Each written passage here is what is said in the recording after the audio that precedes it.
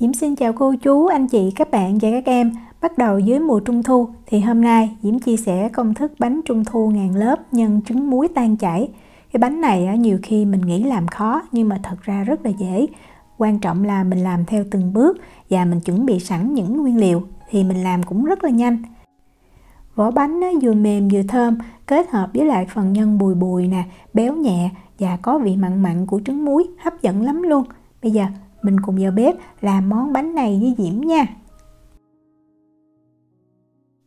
Diễm sẽ đi làm cái phần nhân tan chảy trước. Thì Diễm có 7 cái lòng đỏ trứng muối. Mình sẽ dùng dầu mè đó, mình thoa lên lòng đỏ, giúp cho khi hấp cái lòng đỏ nó sẽ thơm và nó không có bị khô. Cái cách làm trứng muối thì Diễm có chia sẻ video rồi, mình có thể tham khảo để mình làm rất là dễ. Sau khi thoa dầu xong thì mình cho vào sửng và mình hấp ha. Mình bắt cái chảo nước thiệt là sôi, rồi mình mới cho cái lòng đỏ trứng muối lên. Thời gian hấp là 8 phút nha. Còn nếu mà mình nướng thì sẽ là 160 độ C trong khoảng thời gian là từ 8 cho tới 10 phút. Trong thời gian hấp trứng muối thì mình đi chuẩn bị những nguyên liệu khác. Diễm có 60g sữa tươi, không có đường ha. 80g kem tươi, nếu không có kem tươi heavy cream mình có thể sử dụng whipping cream. 15g bột Costa, tức là bột vani đó. Đây là cái hiệu mà Diễm dùng, thì ở Na Uy mình tìm hiệu này là dễ nhất. Ở Việt Nam thì còn có cái hiệu Sư Tử nữa. Mình có thể mua ở tiệm Việt hoặc là mình mua trên Amazon. Mình dùng phối lòng đó, mình khuấy cho bột Costa này nó hòa đều trong hỗn hợp sữa và kem tươi luôn nha. Hòa trước như vậy cho nó tan đều để mình cho những cái nguyên liệu sau nó sẽ dễ dàng hơn. Diễm cho vào đây 45g đường. Trứng muối đó vừa hấp xong thì mình mang làm liền mình dễ tán nhuyễn hơn. Mình cần là 50g. Trứng muối mà vừa hấp xong mình thấy cái màu nó chưa đẹp, mình để nó nguội thì bắt đầu nó chuyển sang cái màu cam đậm hơn. Diễm cho vào một cái rây nè và mình tán ra cho nhuyễn ha.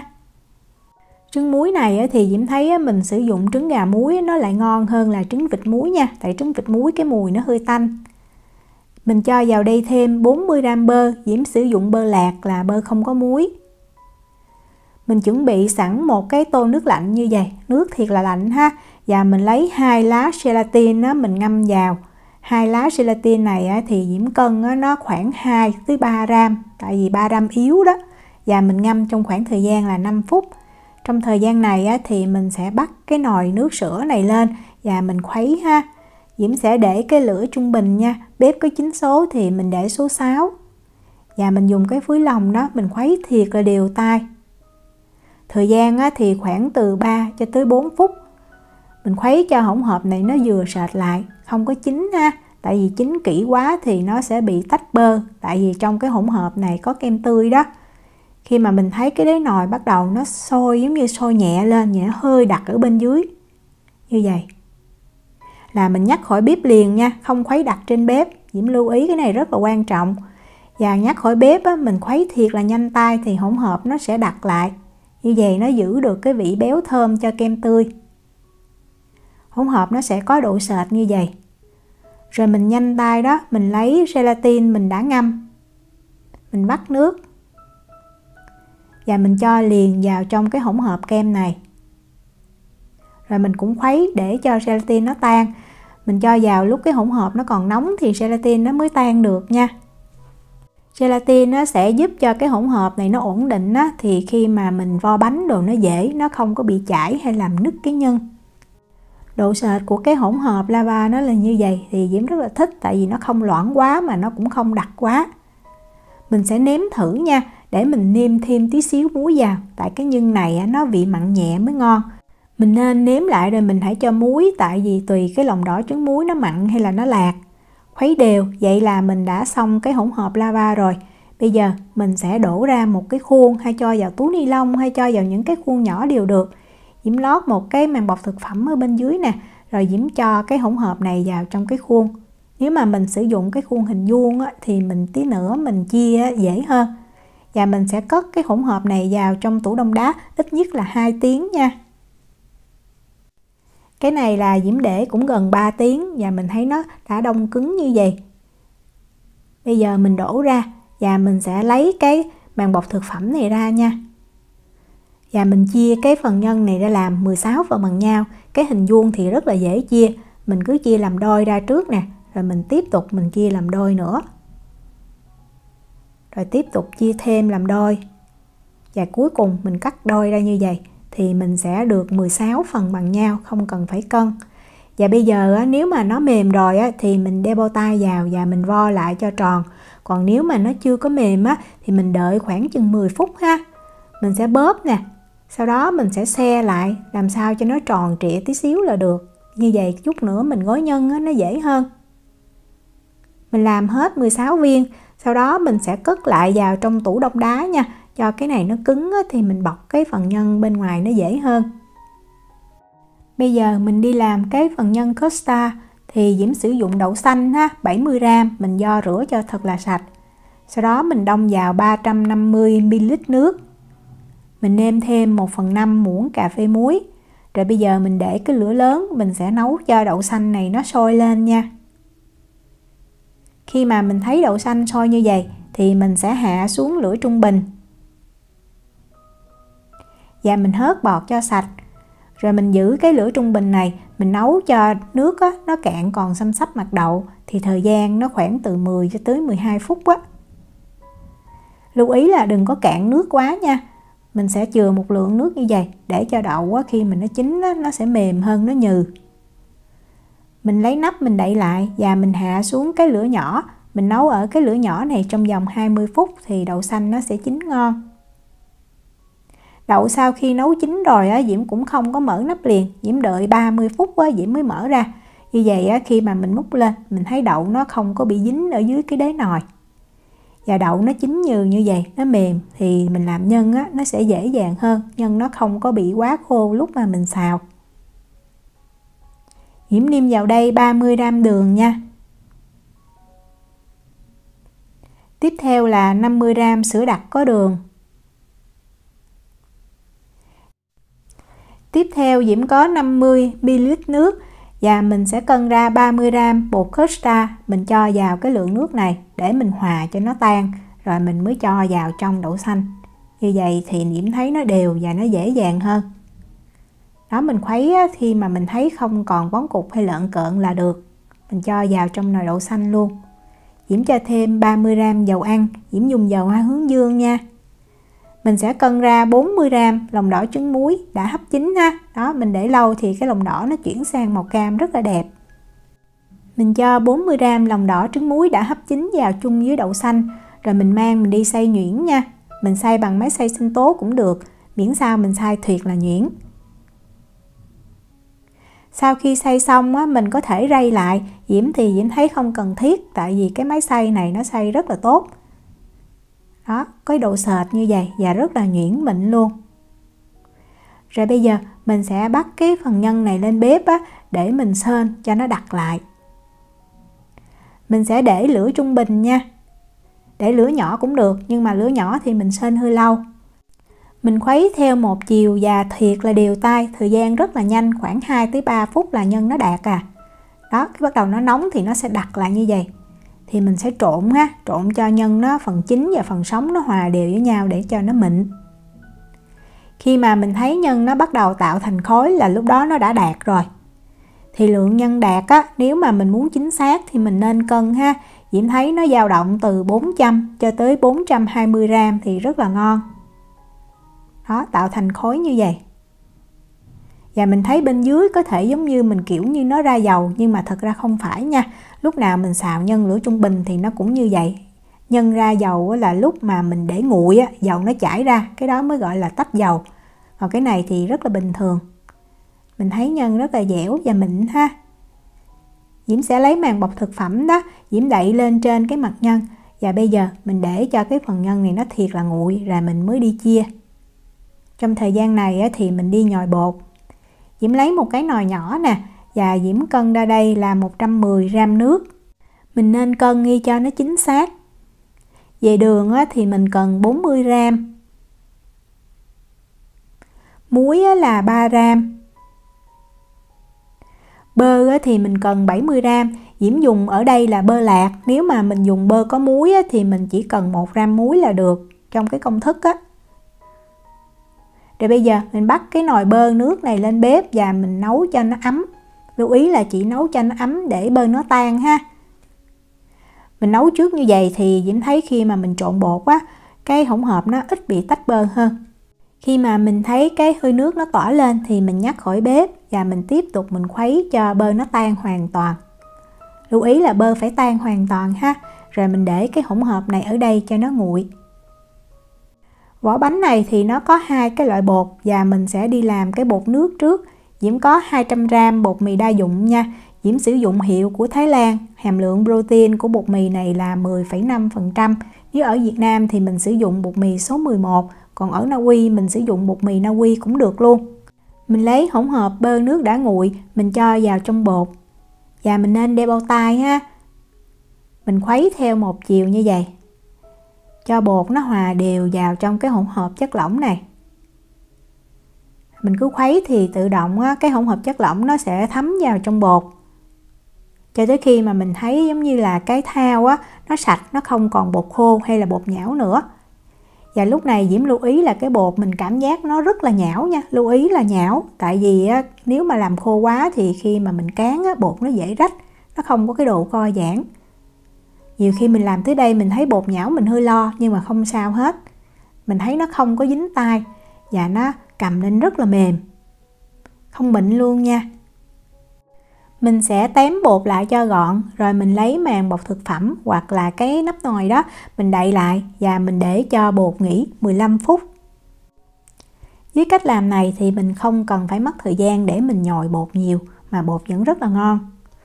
Sau 15 phút thì Diễm sẽ cầm cái khối bột lên. Lúc này nó vẫn còn rất là nhão và hơi dính nè. Và bây giờ mình sẽ đập cái miếng bột này nha. Tức là mình kéo bột lên rồi mình đập xuống. Đó, như Diễm làm trong video vậy nè. Khoảng từ 10 cho tới 15 lần là được. Đừng có làm lâu không có cần thiết. Đó, mình thấy cái mặt bột nó hơi mịn là bắt đầu mình cũng tém nó lại cho thành một cái khối bột tròn. Rồi mình lại tiếp tục mình lấy cái nắp hoặc là màng bọc thực phẩm đó, mình đậy lại và mình để cho bột nghỉ thêm 15 phút nữa. Sau 15 phút này thì mình sẽ kéo bột nha. Tức là mình kéo từ ngoài vô trong như vậy. Thì lúc này mình thấy bột nó sẽ rất là mịn luôn. Và nó dẻo, nó dai nữa. Mình kéo chừng khoảng 30 giây là được ha, không cần phải làm lâu. Đó, rồi mình tém bột lại thành một khối và mình thấy bột thật là mịn. Nếu mà mình ấn vào thì mình thấy bột nó có một cái độ đàn hồi nhẹ. Và bột nó chắc, nó không còn nhão nữa. Như vậy thì rất là đạt. Và bây giờ mình để cho bột nó nghỉ 60 phút nha. Cũng đậy nắp lại. Bột này mình cũng có thể để 2-3 tiếng mình làm vẫn được luôn. Trong thời gian này thì cái phần nhân custard nó đã nguội rồi. Thì bây giờ Diễm chia ra làm 16 phần. Mỗi viên là 25g nha. Mình nên cân cho nó chính xác. Tại vì cái bánh này đó mình cần nướng thời gian nó đúng thì cái nhân chảy nó mới giữ được cái độ ngon. Đó, mình miết cái miếng nhân cho nó mướt rồi mình xe lại cho tròn thôi. Mình sẽ chia sẵn 20 viên ha. Rồi mình mới lấy cái phần nhân chảy ở trong tủ đông đá ra đó. Mình lấy ra thì mình làm liền nha. Mình dùng ngón cái nè, mình tạo thành một cái lỗ. Rồi mình xoay để mình nông cái viên nhân này ra. Vừa đủ để mình cho cái nhân chảy vào ngay giữa. Cho vào thì mình túm lại thôi. Diễm thích cái công thức nhân này. Tại vì đậu xanh nó dẻo dai đó, mình rất là dễ vo. Trong khi lúc trước Diễm có thử làm bằng bột mì thì Diễm thấy khó. Và mình sử dụng bột mì thì vỏ bột cũng là bột mì ăn rất là ngán. Đó, mình xe lại cho tròn như vậy ha. Vậy là mình đã xong. Mình mang nhân mình cất vào trong tủ lạnh. Khi nào tạo hình bánh thì mình hãy mang ra ngoài. Phần bột thứ hai của vỏ bánh chính là bột dầu. Và mình cần 130g bột mì đa dụng. 55g dầu ăn. Diễm dùng dầu hoa hướng dương. Rồi mình trộn cho cái dầu và bột này nó đều với nhau. Cái này thì rất là dễ ha. Và trộn cũng nhanh. Quan trọng là mình thấy nó thấm đều hết. Và sau khi mà mình thấy thấm đều rồi đó, mình vo thử một viên, mình cầm lên, mình thấy nó có độ mềm. Nhưng mà khi mình vo đó, nó không có bị chảy ra là được. Còn nếu mà khô quá thì mình thêm dầu. Hoặc là nếu mà mình thấy nhão quá thì mình cho thêm bột thôi. Và mình sẽ chia mỗi cái viên bột dầu này là 11 gram ha. Mình sẽ chia hết 16 viên bột dầu này, rồi mình mới đi lấy bột nước á, mình bọc lại. Bột nước này Diễm đã để nghỉ được 1 tiếng nè, bột rất là mềm và dẻo luôn. Mình chia bột ra làm 16 viên, mỗi viên là 25 gram nha. Diễm cân á, tại vì Diễm muốn cái vỏ bột cho nó chính xác. Đó, cái viên bột mình cầm lên thì bắt đầu mình sẽ túm nó lại cho cái bề mặt nó được mịn. Đó, sau khi túm xong á, thì mình sẽ díp cái mí ở bên dưới. Mình dùng những cái đầu ngón tay của mình, hoặc là mình dùng cái ngón cái với cái ngón trỏ cũng được nữa. Rồi mình chỉnh lại cho nó tròn tí xíu, để tí nữa mình dễ gói cái viên bột dầu thôi. Và mình sẽ dùng màng bọc thực phẩm á, mình bọc lại nha, tránh cho bột bị khô. Và cái viên bột nào á, mình túm mình chia trước thì mình sẽ lấy ra mình làm trước. Để cái viên bột xuống á, thì mình sẽ có cái mí hồi nãy mình díp nè, mình lật lên trên rồi mình ấn cho nó dẹp. Mình dùng cái mu bàn tay của mình đó, mình ấn ở cái vành ngoài cho bột bên ngoài nó mỏng á, mình túm lại thì bột nó sẽ đều. Rồi mình cho viên bột dầu vô ngay giữa. Rồi mình cứ gói bột lại thôi.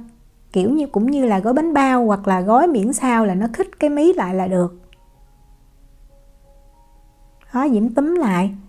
Rồi mình cầm cái viên bột lên, mình dùng cái ngón cái với cái ngón trỏ nè, mình díp lại. Vậy là xong. Mình sẽ để cái mí bột nó nằm ở bên dưới nha. Rồi cái miếng bột nào mà mình gói đầu tiên á, mình cũng sẽ lấy ra, mình làm đầu tiên. Bây giờ cái mí bột á, mình sẽ để cho nó nằm ở trên.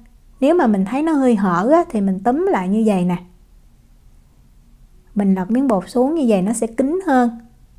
Rồi mình để cây cán bột ngay giữa miếng bột và bắt đầu mình cán theo cái chiều dọc. Và Diễm lưu ý cái chiều dài mình cán ra là 15 cm nha. Đừng có cán dài hơn thì làm cho bột nó mỏng á, nó dễ bị rách. Sau đó mình sẽ xếp lại. Rồi mình lật cái miếng bột. Mình cũng để cái cây cán bột ngay giữa và mình cán ra cho nó có cái chiều dài là 15 cm.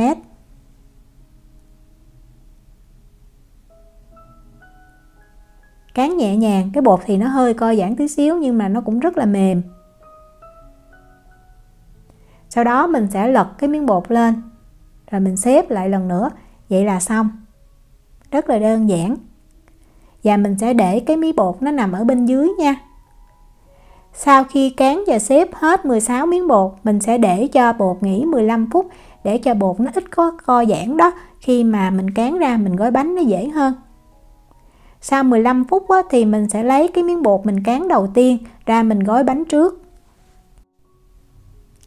Mình để cái miếng bột nó nằm ở trên, dùng cái lòng bàn tay đó mình ấn cho bột dẹp. Lúc này bột nó rất là mềm, dễ dàng không có bị co giãn. Rồi mình cán mỏng ha. Cái đường kính á, nó khoảng từ 10 cho tới 11 cm là được. Nếu mà mình thích ăn bột mỏng á, thì mình cán cái đường kính nó khoảng 12 cm. Sau khi cán xong, mình sẽ cho cái viên nhân vô ngay giữa.